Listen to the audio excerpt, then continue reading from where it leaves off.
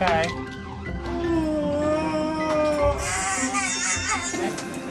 There you are. All right. We're back on shift inside the ambulance. It's on. It's on. Let's go! With more medical emergencies. Mate, is that a little bit better now? And more cameras. Just turn you on.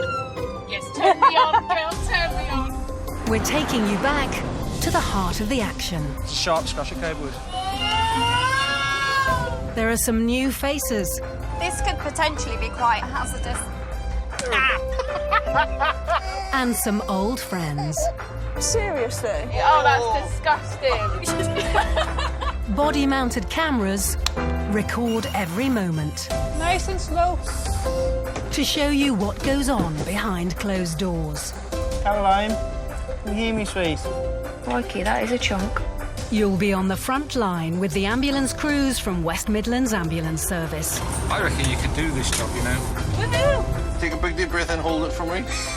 Never a wasted moment when I'm being paid by the ambulance service. As they deal with 3,000 emergency calls each day. There's nothing to worry about. That's not too bad, Petal, is it? No. You were eager to come into the world, weren't you, chicken?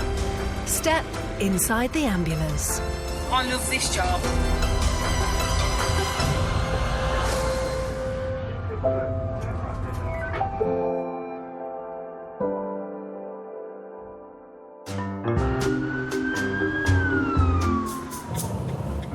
I feel like I've moved into this truck. Yeah, you just feel like a home from home now, doesn't it? You get back in and go, oh, yeah. And there's an idiot. Or also known a future customer. Move out my way. Oh, now look, you make me do. I thought he was going then. Mate, I'm a better driver than you. What is consistent of a better driver? Is it the fact that I'm faster and smoother than you? Your driving's terrible when it comes to smoothness. I bet you were the one that said I'm a better driver than you. I didn't say anything. I didn't bring it into it. When did I say that? Start the conversation. Did I?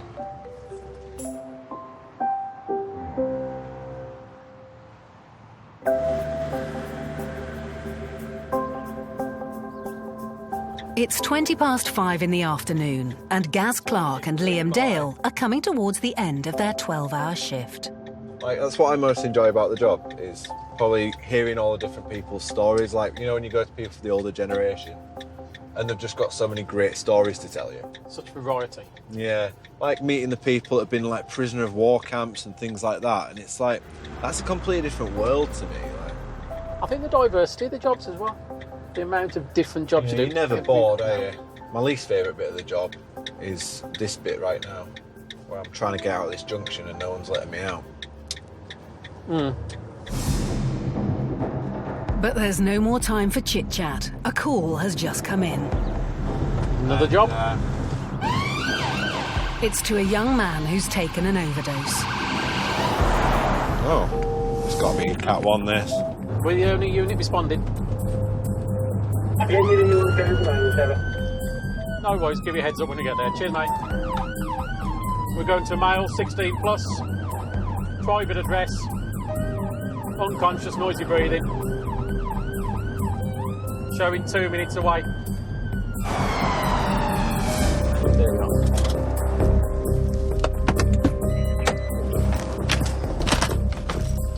Suction as well, please, Liam.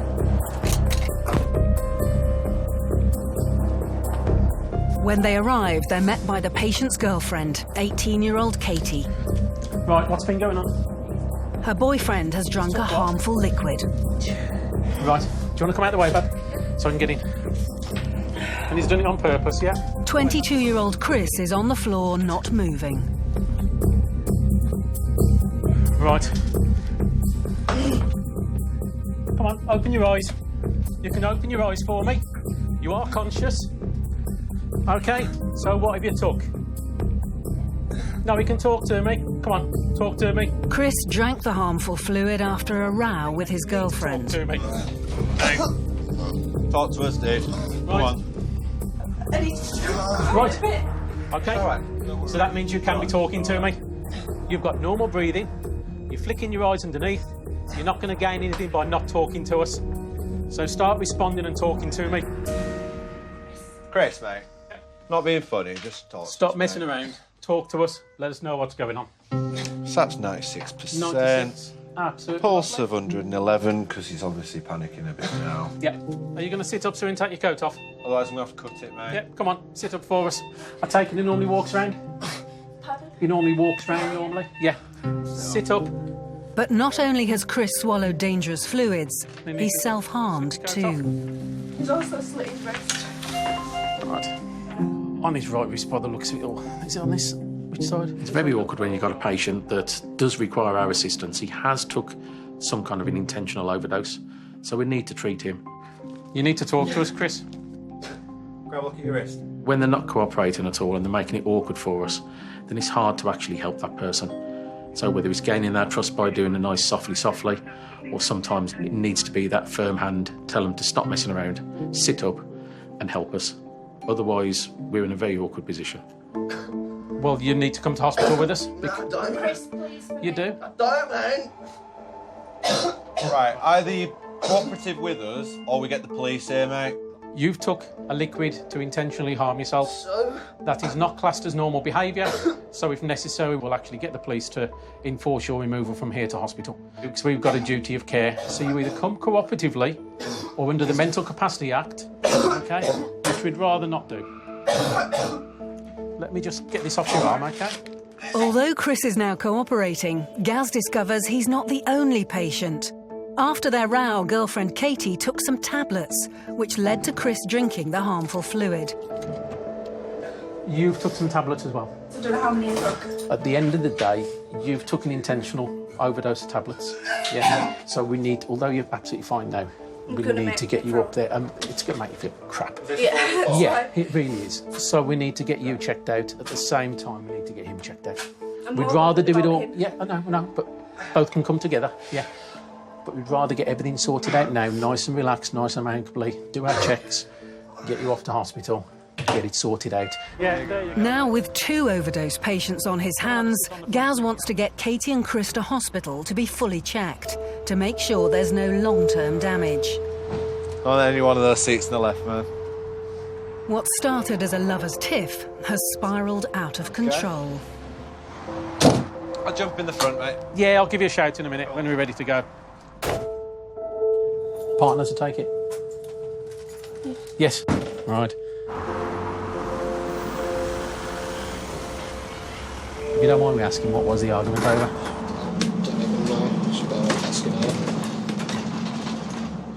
He said to ask you. It's just other silly stuff like was accused of stuff. I'm not going to say anything that's happened today is stupid, because it isn't, because you've had your own reasons for doing it. And if you've got reasons for doing something, those are your reasons. I might think it is not wise, but I'd never call somebody stupid, okay? But you need to talk to each other.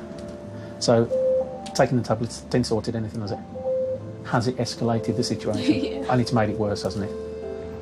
With the couple now more relaxed, father of 5 Gaz is keen to share some relationship advice with them. The real little niggly things really annoy the hell out of each other. Leaving a cupboard open. What really annoys me about my wife, having half a cup of coffee and just leaving it on the side by the sink. This points out the hassles it is living together. God, how people don't kill each other, I don't know. And if ever people are going to get married, I think you need to live together first to find out whether it's ever going to work. It's the most stressful thing yet.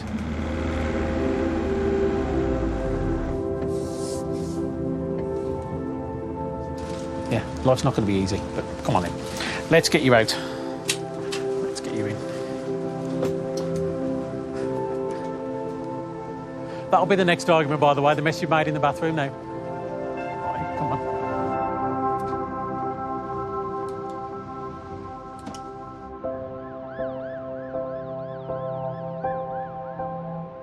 I could see you were giving some relationship advice. Oh, God, yeah, I was doing my dad lecture. Experience. That's it, here comes my dad lecture. And then when she said her date of birth and that, I thought, she's about 3 months older than my daughter. How young was she? Yeah, 18. 18. Yeah.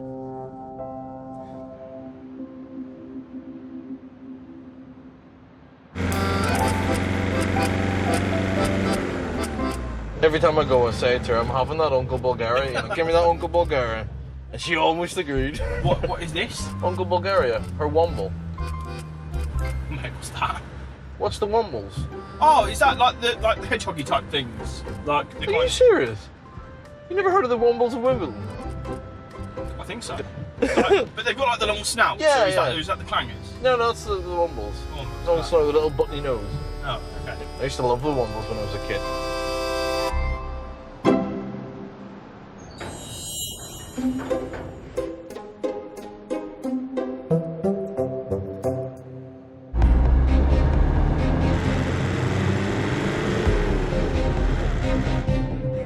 Yeah, I've got it with no mobile for you. That's fine. It's 10:30 and Ash Bolus and Gary Beasley have just got their latest call out. It's a 4-year-old female with a head injury up to 4. Hopefully they can communicate with her. That would be good, yeah. Gary and Ash have been called to a young child who's bleeding from the head. Did she say the mother couldn't get a word out? Yeah, they're a bit, I think, hysterical on the phone. Yeah.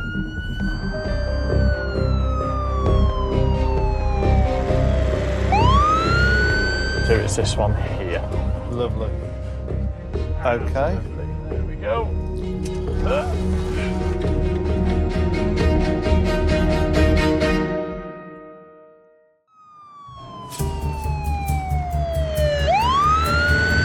It's this one here. Lovely.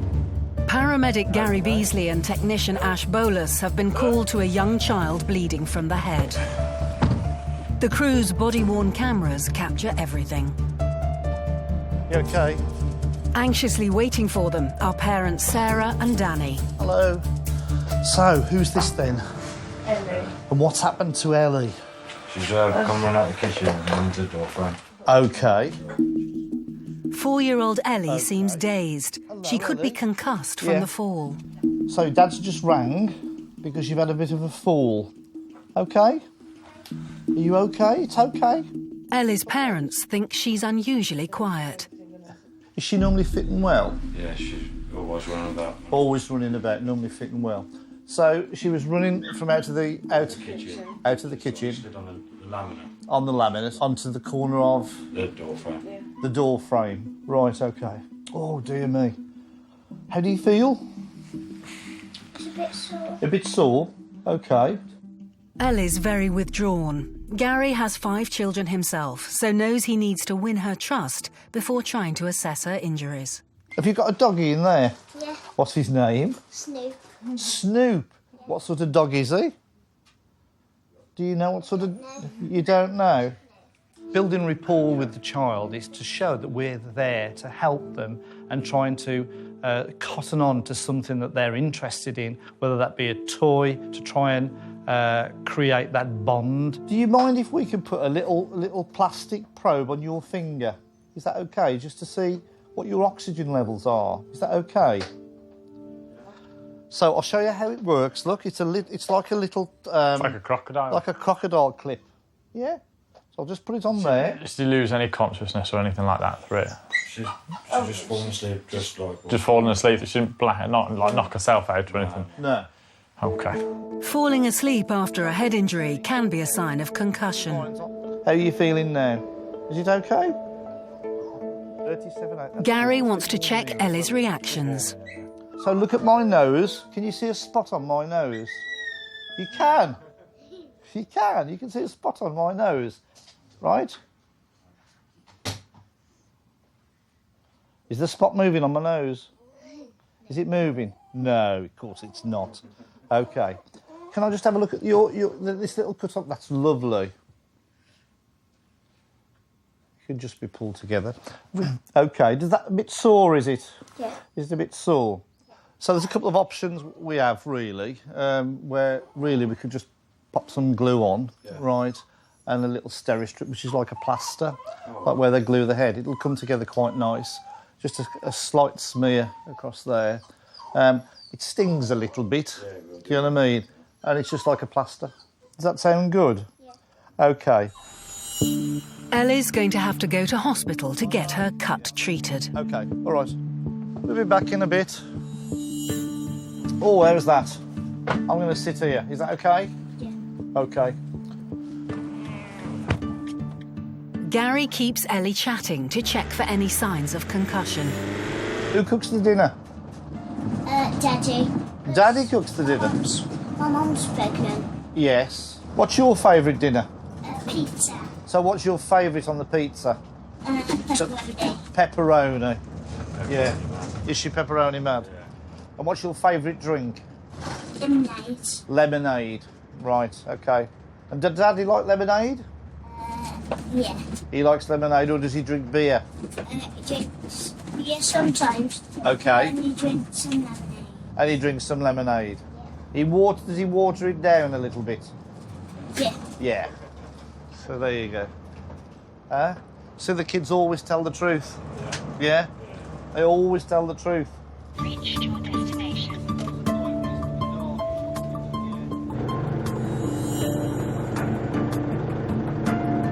After initially being wary of the ambulance crew, it seems like Ellie's found a new friend in Gary.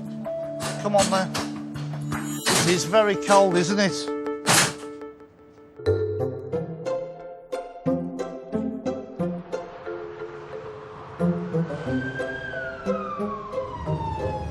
Can't cope with change, Beck. Don't do change. Get a bit twitchy when change comes around. Even if, like, one of my mates changes my plans, I'm like that. Why? What are we doing? Why have we changed it? Can't make today, I'm really unwell. So what am I going to do instead then? Honestly. You are terrible. I'm a lovably terrible person. Lovable rogue. Lovable rogue.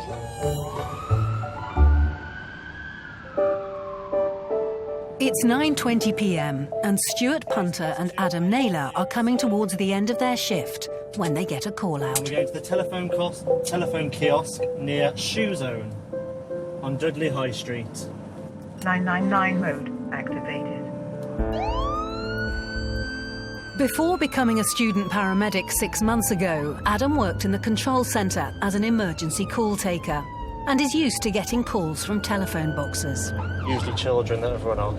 That's what I used to get in control, and you could tell it was kids. Because it would always be about 3:30, always near a school. Which you could always see on the map as well. Just a minute later, Stuart and Adam arrive at the scene in Dudley Town Centre. Arrived in mode activated. Should we go and see if we can find him first, or do you want to take all our stuff with us? Because that's the telephone kiosk. Yeah, we'll go down and have a look, shall we? Yeah, so probably the best idea, isn't it?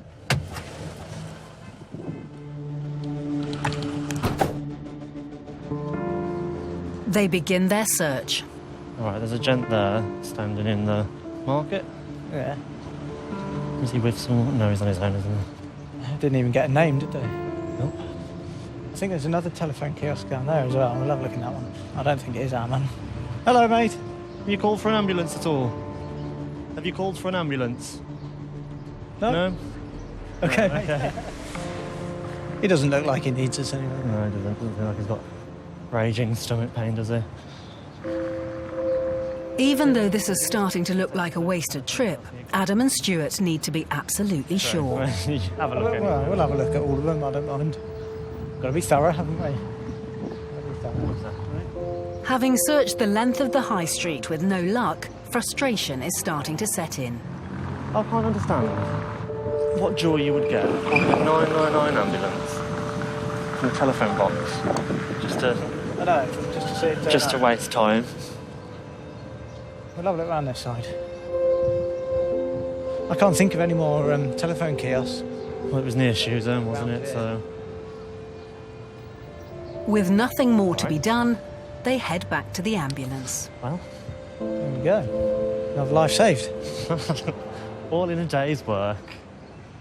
But then, Control comes through with an update.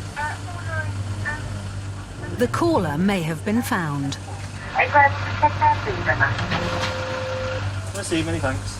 So, they believe that it's a regular, so we're going to go to his address. The man they think may have phoned is known to the ambulance service and lives just one street away from the phone box where the original call was made. Ah, it's this street down here. Oh, he's in this block of flats here. Oh, I think I may have been to him. Less than a minute later, they're outside the suspected caller's home. Adam and Stuart go to investigate, but have to turn off their cameras. Getting to the top of the stairs, there's a man waiting for them. Hello there. Have you called for an ambulance? You haven't? No, not at all. Not from the telephone kiosk? I'm alright. You all right, mate? So you don't need an ambulance? Was it you that rang, though? Yeah. It was. I'm alright. OK, mate. Welcome to the life of an ambulance crew. Every year, West Midlands Ambulance Service receives over 1,000 hoax calls, wasting hundreds of thousands of pounds. After 30 minutes of wasted time, all that's left for Stuart and Adam to do is update control. We have gone to the property. He did answer, advised that no ambulance was required, but he did call us and he's feeling fine now. Refused any observations, refused any assessment. So we are clear at scene.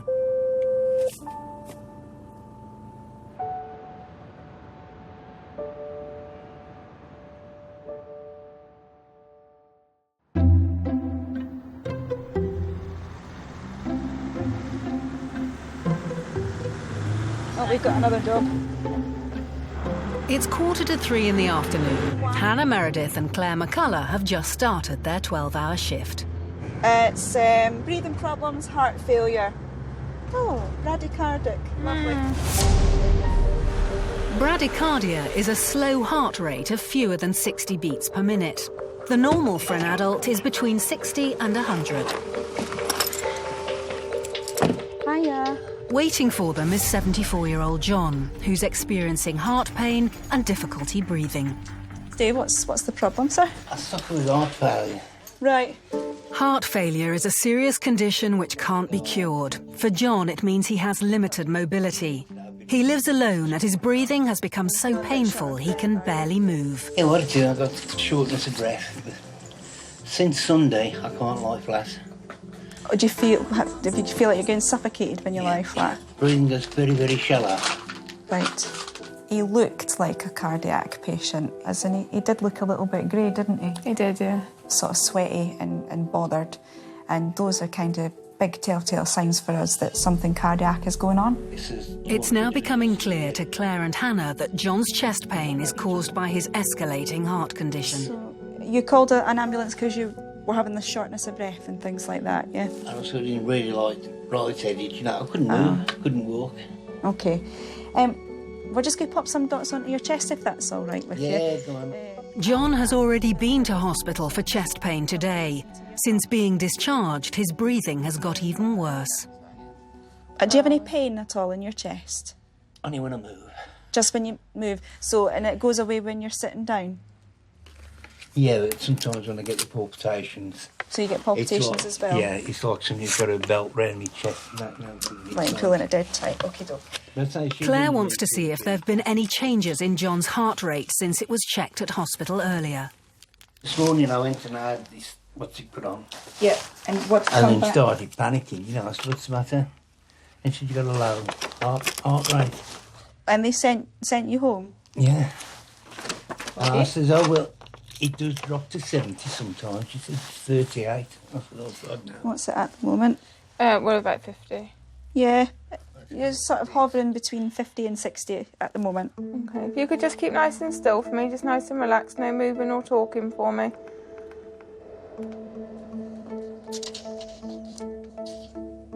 Yeah, it is a bit on the slower side. I definitely think it's worth a trip up the hospital. Yeah. Yeah. I tell you, last night, I thought I took my last breath. Because you were lying down? Yeah. Right. And I thought to myself, Let's put this in your ear. I can't carry on like this, you know. No, you're quite right. And I phoned my son. I said, you know me in ambulances. I don't like phoning them. I said, they've got enough to do. He said, that's what they're bloody there for. Exactly. What I say to most people is, right, with the head, the heart or the lungs, you don't mess around. You've got a chronic condition, OK? And so you're the type of person that when you're unwell, you need an ambulance. You call us, that's what we're here for. I'm going to get the wheelchair because I don't really want you to walk because your shortness of breath. I mean, you got a little bit out of breath just standing up. We'll get the wheelchair. He did have that sense that, you know, this was it now. This was going to be his last sort of few breaths or whatever. I think because of his medical past, I think it did concern him largely that now his heart was just going to give up completely. I had perfect right to feel the way that he did. It would have been very scary for him having all that knowledge. Claire and Hannah decide that John needs to be taken to A&E to have his heart examined by specialists. God, look at this muscle woman. She's done well there, hasn't she? Yeah, she must have had her Weetabix this morning. All right, you okay? Prop yourself on here. That's it. Swing your legs up. Right, let's have a little listen to your heart sounds now, okay? Okay. Have they ever mentioned anything about a leaky heart valve? They have. I can hear it. So it's wear and tear and lifestyle choices. Because of the wear and tear, smoking, drinking, you know, working in pubs or working in heavy industry, you know, dust, environment. There was somebody at the restaurant. Smoky. 2 ballrooms. Right. And he's 18 hours a day, 6 days a week. So there you go. As John is 74, he's been told by doctors that he's not eligible for a heart transplant operation.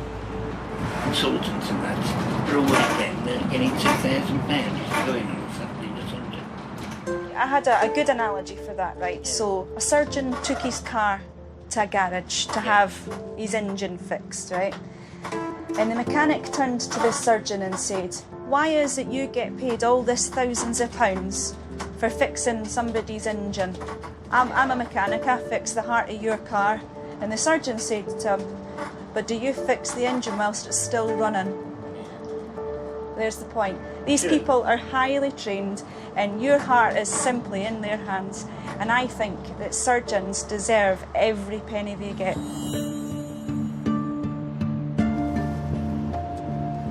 Right, just going to unplug you with all this bits and bobs. John's low and erratic heart rate will be investigated by doctors in A&E.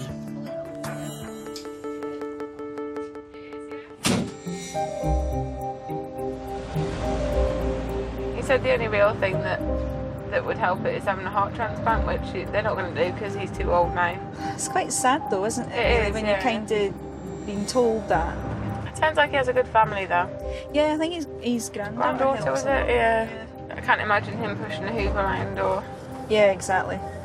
To be honest, I can't imagine pushing the Hoover around.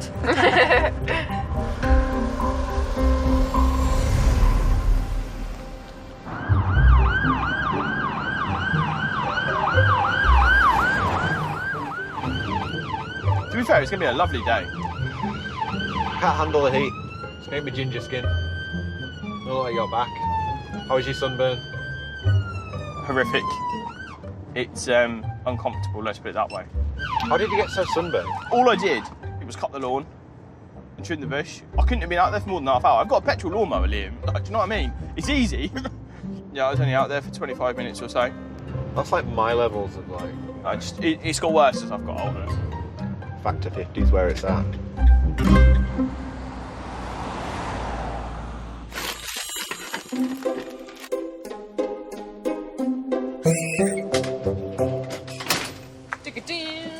Stand well clear.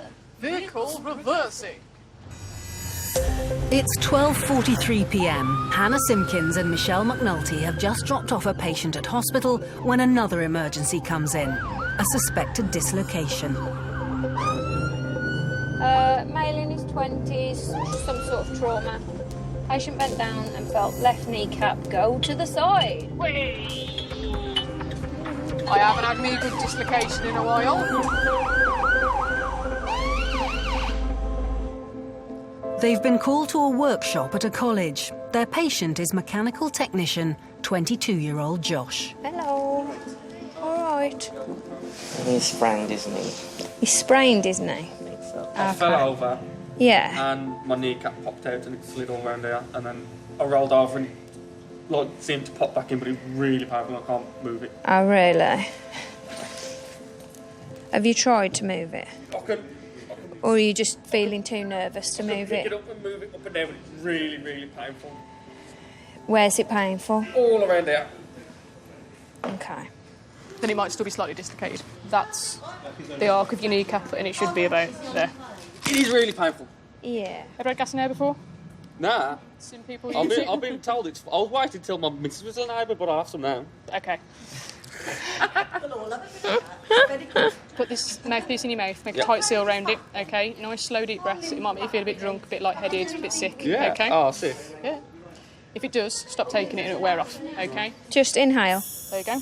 When you inhale, it opens the valves. Put your teeth on it, like grit it with Really your deep teeth. breath, like you're trying to suck through a That's straw. it. That's it. What we'll do, Josh, is we'll go and get our bed, all right? We'll get you onto the bed, and then we'll take you out to the ambulance and do all the checks out there, mate, all right? Yeah, you have to go to hospital and have an X-ray to make sure it's in the right place. Okay? Yeah? You're looking at me like you're a bit spaced already. Any good? Yeah? Right, I'll go and get them then. Yeah. Right then, Josh, what we're going to do is you're going to bend your good leg, put all your weight on your good leg, okay? Ready? Ready?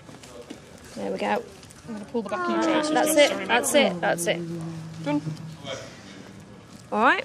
Yeah. Good man. Right, big breaths, Josh. Ready? Bump, Josh. Ready? Sorry. There you go. So you've never dislocated anything before? No. Right, have a couple of deep breaths on that gas, Josh, because I need to just try and feel where your actual kneecap is, okay?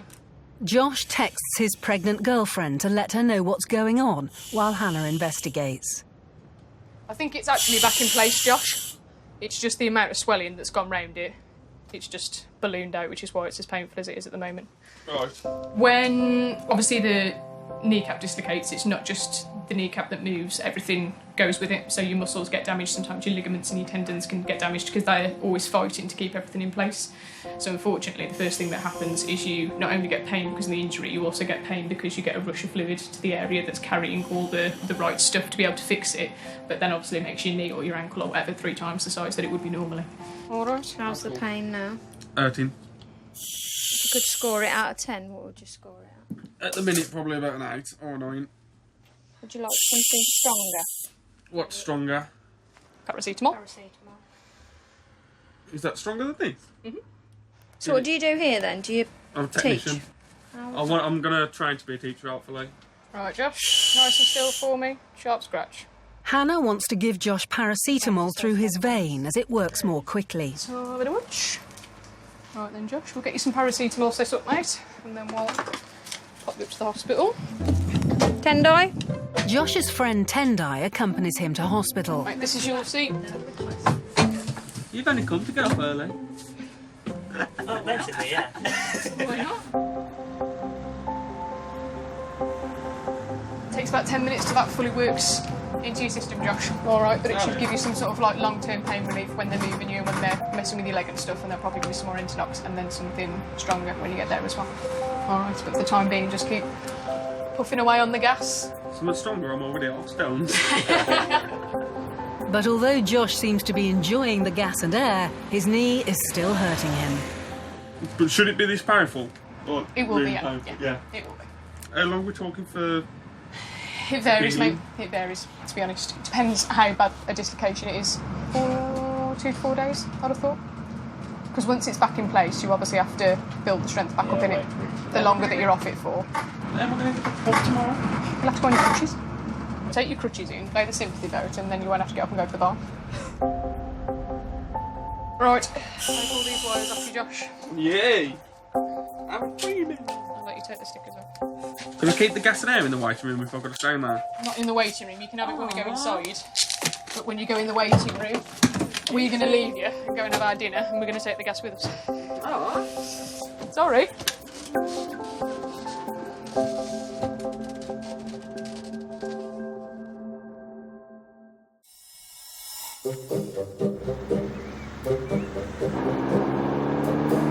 What would your last meal be?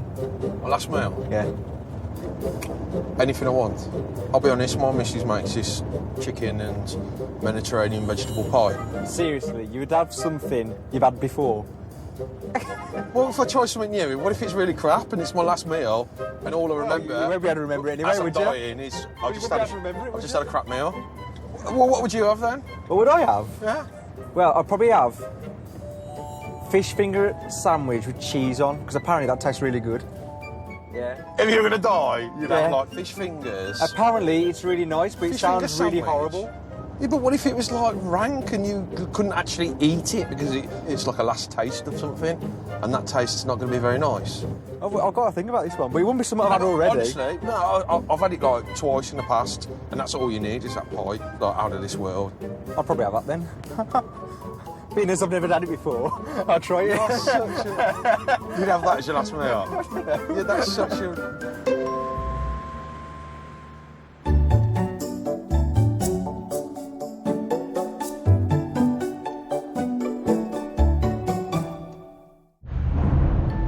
It's 8:30 p.m. and paramedics Hannah Meredith and Claire McCullough are en route to their next emergency call. It's to a 28-year-old mother who has scalded herself with boiling water. She's got a burn on her groin. From a cup of tea. From a cup of tea. Oh, bless her. Should we ask if she had a rich tea with it? Technically, that would be a good question, though, because biscuits have got sugar in them. Oh, yeah. And sugar sticks to skin when it's yeah, burnt. Good. So you know, actually... How many sugars does she take in her tea and what did she dunk exactly? Yeah, that's a really good question. Time is of the essence to prevent the burn from causing long-lasting injuries to the woman's skin. Oh, I hope she's not burnt too bad. I mean, what an area to get a burn on. I know, that's I mean, not a great, burn is it? sore anyway, but in a nice, soft, tender You spot. just want to get a starfish on the bed for like a week, wouldn't you? That's true.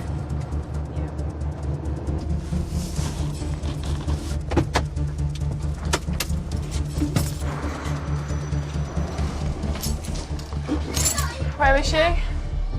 Mum of 4, Adrienne, has been unable to get off the floor since she burnt herself. Hello. That looks quite sore. So what happened? It's the tea. A cup of tea? Yeah. Adrienne's husband had brought her a cup of tea in bed, but she spilt it on herself. Okay. My name's Claire. This is Hannah. All right. Did you put cold water on it? Yeah, cold. Yeah, okay.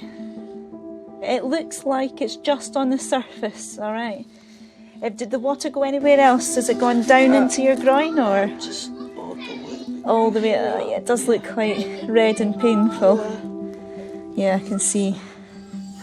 Right, okay, what we're going to do is we're going to open this up and we're going to put something on top of it to cool it down a little bit. Okay, does it feel like it's still burning at the moment? Yeah? Adrienne's children are playing in the next room, unaware their mum has hurt herself. Where's the worst bit here, is it? Yeah. I think you'll probably end up with a little bit of a blister going on there once it heals up a bit. Once we've popped that on, okay, what we'll do is we'll get you to sit up on the chair because I think your bum might be going a little bit numb on the floor. And then we'll plug you into our machine and do your blood pressure and everything like that, okay? Hannah applies a cooling pad to prevent the burn from causing further damage. This stuff's really, really good. It's really nice. Yeah, it's very good. It really helps soothe it. Sorry if it stings. So we just need to smooth it down just so it goes right in, okay? Once it's been on for a couple of seconds, it'll feel loads better, okay? There you go. Okay, and so you've got it sort of here and round here, but yeah. Yeah. A little bit there. It didn't go anywhere else. Okay, that's fine. Do you think that you'll be able to sit in that chair?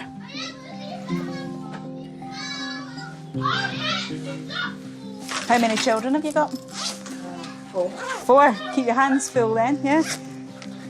With burns, unfortunately, there's nothing that we can do immediately to fix them or anything like that. But cool them down. It's important to cool that right down as much as we can. And then pain relief, really. Adrienne's scald was more like a surface sort of superficial burn, and it was so painful because of that. If it were a deeper, more serious burn, she may not have felt as much discomfort because of where the nerves are and everything, because they're so close to the top. They're all a little bit excited, aren't they? Shouldn't they be going to sleep? So, silly question. If you were to give us a pain score out of 10, 10's the worst pain you've ever felt, and 0's no pain, what number would you give us? An 8. Okay. In some ways, that's a good thing. Because Yeah. if you couldn't feel the pain, it would mean that the burn's a lot deeper. So that just means that it's just on the top of the skin, which means it will heal by itself. Okay, you just need to keep it nice and clean and dry. Okay. Are you working at the moment at all? No, full-time mum. That's a job, isn't it? No, anyway, but I just give 6 days. Oh wow, okay, so it's a fresh baby then. Okay. Okay, so all of your observations and everything are absolutely fine, okay? So don't drink tea in bed. Leave that on for another 10 minutes and then take it off, all right? If you get a little bit worried in a couple of days' time, if you think the leg is going funny or it's even more painful, you can always contact your doctor or 111. Okay, and they can give you some advice over the telephone. But you need to give it a couple of days to try and start drying out. Hello, boys. You all right? Was that you making all that noise? Playing on the iPad, were you? Ah. Dad thought he was just doing a nice thing, making his very tired wife a cup of tea, fresh out the kettle. So it's not his fault, it's nobody's fault, it's just one of these things. See you later, boys. Behave for mum. Take care. With Adrienne not needing treatment in hospital, and after just 24 minutes in the house, Hannah and Claire are now ready for their next emergency call.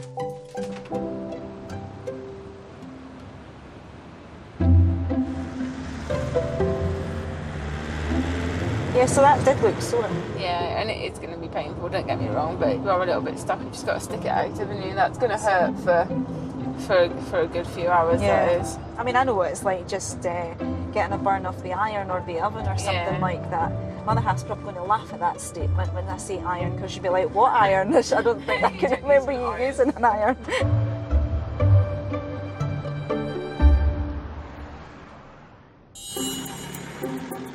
Chris and Katie, who both took overdoses after an argument, were sent home from hospital the same day after a full checkup. Thankfully, there was no long-term damage done. The couple have now been together 6 months and have moved into a new flat. Gaz's relationship advice seems to have worked. As they say, there have been no more arguments. 4-year-old Ellie, who slipped and cut her head, had the wound glued together at hospital, although she lost half her eyebrow in the process. The cut has completely healed, and Ellie's eyebrow has now grown back. John, who was taken to hospital due to his low heart rate, gave even more cause for concern when it plummeted to just 32 beats a minute. He's now on new levels of medication and back at home, enjoying visits from his grandchildren.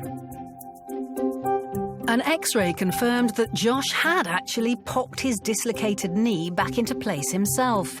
However, his knee was still very swollen and was put in a brace. He spent a month on crutches, but is now back to normal. And Adrienne, who spilt a cup of tea on her groin and burnt herself, has made a good recovery. Unfortunately, she's left with a large scar, but she's hoping it will fade with time. She and her husband and their 4 boys are all doing well.